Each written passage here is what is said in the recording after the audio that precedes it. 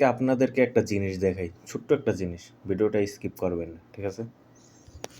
এই যে পানির গ্লাসটা দেখছেন, এই যে পানির ডিব্বাটা দেখেন, এখানে আমরা পানির যে বোতল থেকে তোলার জন্য একটা মেশিন লাগাইছি। মূলত এই মেশিনটা লাগানোর কারণ কি আপনাদেরকে দেখাই।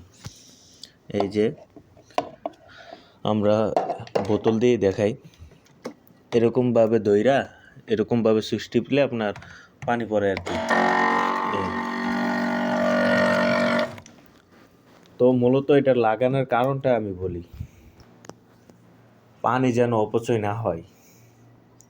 এই বোতলগুলা এক একটা আপনার আমরা আর্টেরিয়াল দিয়ে কিনে আনতে হয়, ঠিক আছে?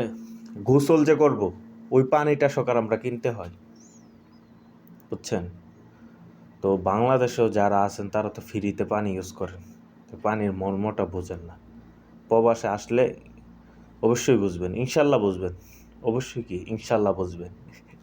তাই বলি, পানির অপচয় করবেন না কখনো, পানির অপচয় করাটা ঠিক না, ঠিক আছে? একটু খেয়াল করবেন, পানির অপচয় করেন না। ওই 5 বালতি 10 বালতি দিয়ে গোসল করে লাগবেন ভাই, এখানে এসে যখন গোসলের পানিটাও কিনুন লাগবো তখন বুঝবেন পানিটার মূল্যটা কতটুকু, বুঝছেন? সকলে ভালো থাকবেন। আসসালামু আলাইকুম।